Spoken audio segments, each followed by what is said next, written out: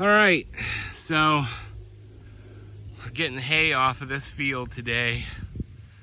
Goes out there, you can see that green line. That's my property line, that's my aunt's down there. And then my hay is to that green line, which I already made that up there. That's all the stuff that got rained on. So, unfortunately, so we got all this. And you can see, even with the camera, it's steep. So, it goes all the way over to the yard. So got the Kubota with the hay sweep and the rake. This Kubota here in case I need to go to the house and get something, tools. Hopefully we don't need no tools, right? And we got the cat pitchfork. So, yeah, I gotta take the hay sweep off and then I need to rake all this stuff into probably 3 or 4 different windrows, and then I can put the sweep on. And I don't know if you can tell right there, the whole way out along that field, there's a shelf. It's really steep coming off the top into that, and then kind of comes back down in the normal incline. So, gonna have to get a game plan. I don't know what I'm gonna do because the hay sweep, I don't know that it'll come down through that. I'm not sure yet. We're gonna see what happens. I'm gonna rake it all into big ones, bring it down to there, and then we're gonna see what happens to get across that. But it's kind of a pain. I think that's because, you know, my grandfather and my dad and my uncles, you know, this was all farmed with horses. So the only tractor that was ever on this before this Kubota, right there, was an I believe it was made by Oliver, called a Cletrac. If you can look that up, C-L-E-T-R-A-C, I think, Cletrac. That's the only thing I've ever seen on here. So, and that was, I think those things are from the 40s. But yeah, so, all right. I'm gonna get this hay sweep off because being this steep, with that much weight on the front, that'll flip that tractor over. So I don't want to die today making this hay for the goats. All right, let me get this off and we'll come back. Okay, so I just, as a quick reference, I'm at the top of the field now. You can see, there's the, oh, it's humid today. Anyways, so down there, sorry for the shakiness, but right there's the tractors, okay? And so we are approximately 150, 200 yards top of the field, right? So I just fired up an app I have on my phone. So down there, my elevation was 1362. Up here, it's 1472. So 1472. So it's 110 feet. That's the elevation change from the top of this field to the bottom of this field. So that gives you an idea of just how steep this field is. And when you're having to go out along it out there, it's butt puckering, to say the least. All right, well, let's get down there and start raking. Just thought I'd give you a perspective of just how tall this stuff is, or how steep this field is. All right, so I've got one way out there. It's kind of small. Where's my finger? One way out there. And I have a bigger one, and I have this one here. So 3 so far. I'm making this the 4th one right here, you can see. And then I got that stuff over there to rake up. So, stopped to get a drink. I don't know. 25% chance of rain today, so I need to like move it. But I'm gonna try to take you along with my phone here. I have no way to mount it or anything. But, yeah, we'll see what we can do. when you're looking at the top of the trees and then you're looking down here in the dirt, so coming down. All right, here we go.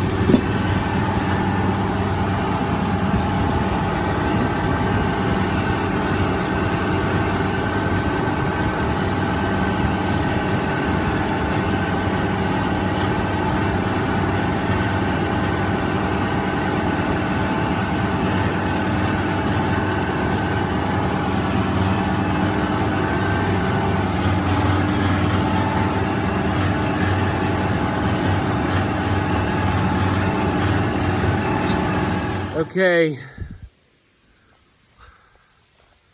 they're all raked. There's those 4, and then this one here went way out in the yard up there in the Airbnb, but whatever. So, yep. So now put the sweep on and attempt to not roll down the hill.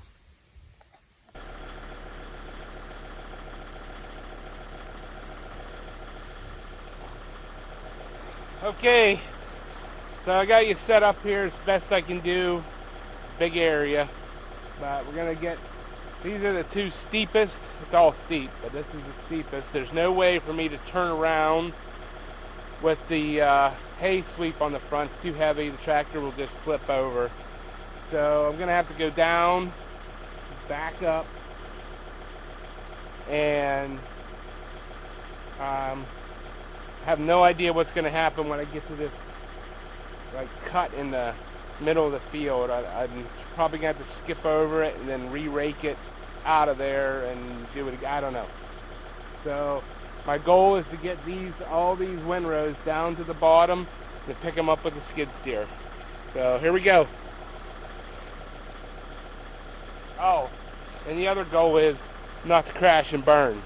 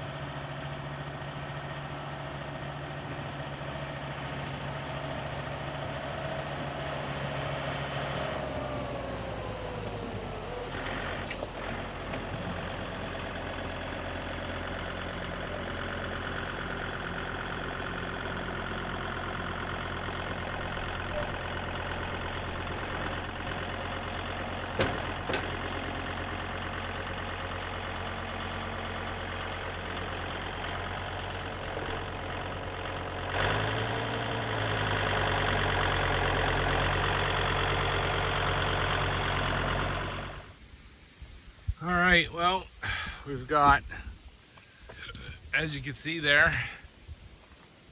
yeah, walk up here a little bit.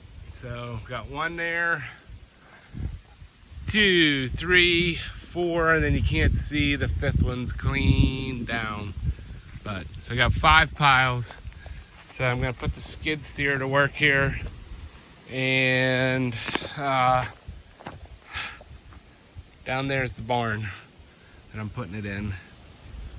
So I'm gonna get hauling here. If there's any chance of rain, it's gonna be probably 5, 6 o'clock. So I think it's about 3 o'clock now. So I'm gonna try to get this all in before it rains. Probably not gonna video picking it up with the skid steer. It's all it is running up here, grabbing and running it back. So it's just a lot of driving. Yeah, so all right, catch you later. Okay, so it's all done. All the big piles that I had pushed up with the hay sweep are done. What I did here was, when I was coming down, it was dropping hay in that, I think this is what I was told was because they plowed this with horses. They farmed this back to my grandfather, my dad and uncles. They plowed, and I don't know what they planted. I don't know what they grew here. But anyways, so that, I think that was where they stopped plowing or something, or started plowing. I'm not sure. But anyways, so that level spot the whole way down, it was kept dropping hay in there. So, and there was a couple big piles right above it. So I picked those up. So I just put the rake on, and I kept running around in circles here. Ooh, yeah. And I raked it all down to here. And then I just used the bucket of the tractor and had to basically work the brake, take the lock off of the back brake, and keep the tractor from just washing out down the hill. And I got it all to here, and you can see I did that too this way. And I had the rake on behind me, so I was picking up what I was missing. But in the grand scheme of things, that's nothing.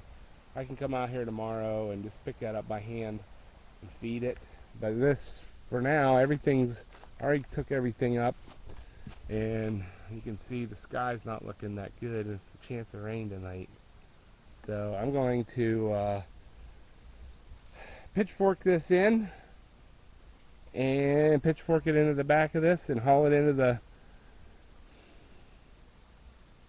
barn. So I'll get back here when I'm done. All right, so this is it. That's all that's going in here tonight. I've did 5 loads in this thing. There's one more out there, but it's going up to be fed. So let me look here.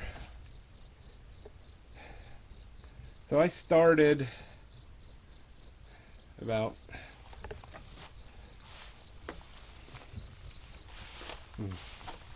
right in, I know it's dark as heck, huh? About right in here, I think. Right in here. So, I don't know, 20 feet of hay. And then I've got clean back there. So the barn's, I think, 70 feet long. So there's probably, I don't know, 50 feet of hay in here. And it's 4, 8, 16, I don't know, 16, 18 feet wide. And then, you know, it's tall. That's probably 10 feet, so probably 8 feet high all the way back there. Now, I will tell you, I mean, this is loose hay, but it's not pitchforked. I mean, just this little bit that I hear pitchfork. All that back through there has been compacted with the skid steer with the grapple bucket. And I come in here, you know, push it, let it out, and then I keep pushing and pushing and pushing it with the skid steer, pushing it back towards the back of the barn. So whenever you're in here trying to pitchfork this stuff out, it's pretty rough. It's pretty well compacted. So I still got some more to put in. I have a field of sorghum Sudan grass, but this video is getting long in the tooth. So thanks for watching. Comment, subscribe, give me a thumbs up, share it with your friends. So, not too many people out there doing hay like I am. Alright, thanks for watching. Catch you on the next one. God bless.